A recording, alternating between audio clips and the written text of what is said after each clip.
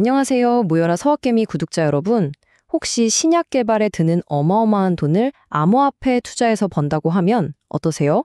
좀 황당하게 들리시죠? 근데 오늘 저희가 아주 탈탈 털어볼 기업, 바로 사일로파마는 실제로 그 일을 하고 있습니다. 과연 이게 바이오 투자의 새로운 미래가 될지, 아니면 그냥 위험하게 짝이 없는 도박일지 지금부터 아주 속 시원하게 파헤쳐 보겠습니다. 자, 오늘 우리가 어떤 순서로 파헤쳐 볼지 한번 보시죠. 먼저 이 회사의 가장 특이한 점, 바이오랑 크립토를 합친 비즈니스 모델을 깊게 들여다볼 거고요. 그다음에 이 회사가 개발 중인 신약의 잠재력, 그리고 회사가 처한 아주 냉정한 재무 현실을 샅샅이 뜯어보겠습니다. 그리고 나서 주가를 끌어올릴 만한 호재는 뭔지, 반대로 모든 걸 망하게 할 수 있는 악재는 뭔지 짚어본 다음에 최종적으로 이 투자의 큰 그림을 정리해드리겠습니다. 자, 그럼 첫 번째 이야기부터 시작해 볼까요? 사이키델릭과 크립토의 만남. 이게 무슨 소리냐? 정말 어울릴 것 같지 않은 약물 개발과 디지털 자산. 이 두 가지가 어떻게 한 회사 안에서 만나게 됐는지 그 배경부터 한번 살펴보겠습니다. 아마 다들 똑같은 생각을 하실 거예요. 아니, 약 만드는 회사가 왜 갑자기 코인을 사지? 그쵸? 정말 귀한 질문인데 바로 이 질문에 대한 답을 찾아가는 과정이 사일로파마라는 기업의 본질을 꿰뚫고 투자의 핵심을 파악하는 가장 빠른 길이 될 겁니다. 일단 이 회사가 뭐 하는 곳인지부터 확실히 해야겠죠? 사일로파마는 기본적으로 나스닥에 상장된 바이오 기업입니다. 뭘 만들냐면요. 외상 후 스트레스 장애, PTSD라고 하죠. 그리고 섬유근육통, 알츠하이머처럼 아직 뾰족한 치료제가 없는 병들을 고치는 약을 개발하고 있어요. 근데 여기서 좀 특이한 점은 케타민 같은 소위 사이키델릭 물질, 그러니까 환각성 의약품을 연구에 쓴다는 거예요. 이것만 해도 벌써 좀 범상치 않죠? 자, 바로 이겁니다. 바이오 크립토 하이브리드 모델. 이게 사일로파마를 이해하는 핵심 열쇠예요. 개념은 생각보다 간단해요. 회사가 가진 돈으로 이더리움이나 솔라나 같은 암호화폐를 삽니다. 그리고 이걸 그냥 묵혀두는 게 아니고요. 스테이킹이라는 걸 해요. 그러니까 은행에 돈 넣어두면 이자 받듯이 코인을 블록체인 네트워크에 맡겨두고 보상을 받는 거죠. 이렇게 번 돈을 어디다 쓰냐? 바로 회사의 본업인 신약 연구 개발비, R&D에 쏟아붓는 겁니다. 목표는 딱 하나예요. 주주들한테 손 벌려서 유상증자하고 이런 전통적인 자금 조달 방식에서 좀 벗어나 보겠다는 아주 야심찬 계획인 거죠. 자, 그럼 이 희한한 모델로 도대체 뭘 하려는 걸까요?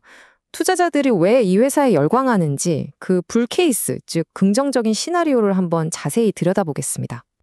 이 회사의 미래는 사실상 여기 보이는 이 세 가지 약에 모든 게 걸려 있다고 봐도 무방합니다. 제일 중요한 게 첫 번째 SPC-15인데요. 코에 칙 뿌리는 스프레이 형태의 케타민 약물인데 PPSD 치료를 목표로 하고 있습니다. 두 번째 SPC-26도 비슷한 방식이고요. 이건 섬유 근육통 치료제입니다. 마지막 자일로캠은 인류의 숙제죠. 바로 알츠하이머병 치료제입니다. 생각해보세요. 이 병들이 각각 얼마나 큰 시장이겠어요? 이 중에 단 하나만 성공해도 그야말로 잭팟이 터지는 겁니다. 근데 중요한 건요, 이 모든 일의 결판이 날 시간이 정말 얼마 남지 않았다는 겁니다. 바로 올해 2025년 3분기에 제일 중요한 약인 SPC-15의 예비 임상 데이터가 나옵니다. 그리고 올해 말까지 FDA에 임상 시험을 해도 좋다는 허가를 받는 절차, 바로 IND 신청서를 낼 계획이에요. 만약 이 두 관문을 무사히 통과한다? 그럼 2026년에는 거대 제약사랑 수백만 달러짜리 파트너십을 맺는 것도 꿈이 아니게 되는 거죠. 여기서 IND 이 단어는 바이오 투자하시는 분들이라면 정말 꼭 아셔야 해요. 임상시험 계획 승인 신청의 줄임말인데요. 이게 뭐냐면 동물 실험만 하던 약을 드디어 사람한테 테스트해봐도 좋다는 허가를 받는 절차예요.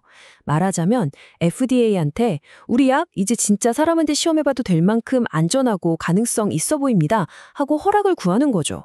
그래서 이 IND 승인만 받아도 회사 가치가 몇 배씩 뛰는 일이 허다합니다. 그만큼 중요한 관문이에요. 자, 지금까지는 좀 희망찬 얘기를 해봤는데요.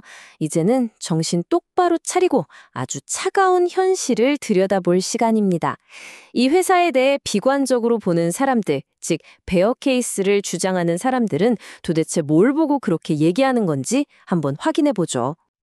재무제표를 딱 열어보면 현실이 바로 보이죠. 아직 파는 약이 없으니까 매출은 사실상 없다고 봐야 하고요. 1년에 7만 달러 정도니까요. 근데 반면에 나가는 돈은 계속 늘어서 2024년에만 순손실이 439만 달러, 우리 돈으로 거의 60억 원에 달합니다. 손실폭도 전년보다 거의 19%나 더 커졌어요. 지금 시가총액이 90억 원 정도밖에 안 되는 아주 작은 회사한테는 정말 뼈아픈 숫자죠. 이 숫자 하나만 보세요. 마이너스 439만 달러. 이게 뭘 의미하냐면요. 1년 동안 아무것도 못 팔면서 우리 돈으로 60억 원 가까이를 그냥 태워버렸다는 뜻입니다. 이런 상황을 캐시번이라고 하죠. 회사가 가진 현금이 얼마나 빨리 사라지고 있는지를 보여주는 건데 사일로파마의 캐시번은 지금 좀 심각한 수준이라고 볼 수 있습니다. 주가 움직임을 보면요. 이건 심장이 약한 분들은 쳐다보기도 힘든 수준입니다. 지난 1년 동안 주가가 40센트까지 떨어졌다가 또 3달러까지 치솟기도 했어요. 변동폭이 거의 8배에 가깝죠. 이 말도 안 되는 변동성 자체가 이 주식이 얼마나 특이적이고 고위험인지를 그냥 명백하게 보여주는 증거라고 할 수 있습니다. 자, 이렇게 위험천만해 보이는데도 도대체 뭘 믿고 투자하는 사람들이 있는 걸까요? 이 살얼음판 같은 상황을 뚫고 주가를 확 끌어올릴 만한 한방, 그 구체적인 상승 촉매제들은 무엇이 있는지 하나씩 짚어보겠습니다. 그럼에도 불구하고 주가를 끌어올릴 재료는 분명히 있습니다. 첫째, 그리고 뭐니 해도 가장 중요한 건 바로 올해 말에 있을 SPC 1호의 IND 신청 성공입니다. 이게 터지면 그냥 게임이 바뀌는 거예요. 둘째, 그 전에 3분기에 나올 예비 임상 데이터가 좋게 나오는 것도 엄청난 호재가 될 수 있고요. 셋째, 암호화폐 스테이킹으로 연 5에서 10% 정도의 쏠쏠한 수익을 내거나 아예 코인 시장 자체가 불장이 와서 회사 자산 가치가 뻥튀기 되는 시나리오도 있죠.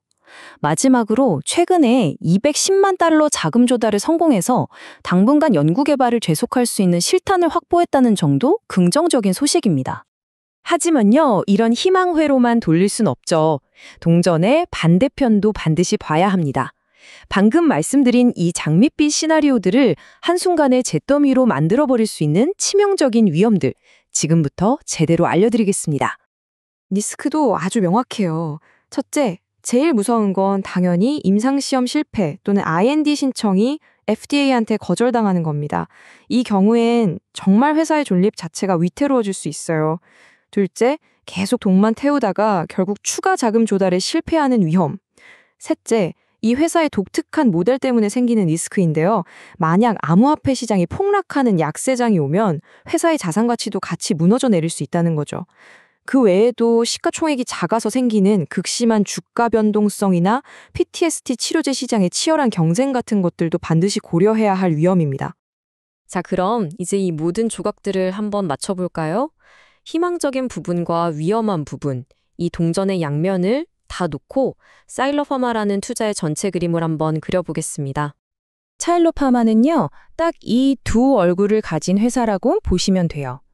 왼쪽 꿈의 영역을 보면 의학과 금융을 동시에 바꿀 수 있는 엄청난 모델과 수십억 달러짜리 시장을 노리는 파이프라인이 있습니다. 그런데 오른쪽 현실의 영역을 보면 아직 제품 하나 팔아서 번 돈은 1원도 없고 막대한 손실만 내고 있는 재무 상태, 그리고 회사의 운명이 단 하나의 규제 결정에 달려있는 위태로운 상황이 있는 거죠. 이 회사의 미래에 영향을 미칠 요인들의 중요도를 따져보면 이 그래프가 모든 걸 말해주죠. 다른 거 다 떠나서 이 회사의 운명은 60% 이상이 SBC15의 IND 성공 여부에 달려있다는 겁니다. 암호화폐 자산 운용 성과가 한 20%, 추가 자금 조달 여부가 15% 정도고요. 그러니까 아무리 암호화폐라는 스토리가 흥미롭고 독특하더라도 이 회사의 본질은 결국 바이오 기업이라는 걸 절대 잊으면 안 된다는 뜻입니다. 물론 저희가 오늘 드린 말씀은 절대로 투자 추천이 아닙니다. 이처럼 하이리스크, 하이리턴의 끝판왕 같은 기업에 대한 최종적인 투자 판단은요, 반드시 스스로 더 깊이 공부해 보신 후에, 즉 DYOR을 통해 내리셔야만 합니다. 그래서 오늘 저희가 여러분께 마지막으로 던지는 질문은 이것입니다. 과연 사일로파마의 이 엄청난 도박은 바이오 업계의 새로운 역사를 쓰는 전설이 될 것인가? 아니면 극복할 수 없는 재정적 현실 앞에 무릎 꿇는 무모한 꿈으로 끝나버릴 것인가? 그 선택은 이제 여러분의 몫입니다. 오늘 사일로파마에 대한 저희의 상세한 분석이 여러분의 투자 결정에 깊이 있는 생각할 거리를 드렸기를 바랍니다. 오늘 내용이 도움이 되셨다면 구독 부탁드립니다. 감사합니다.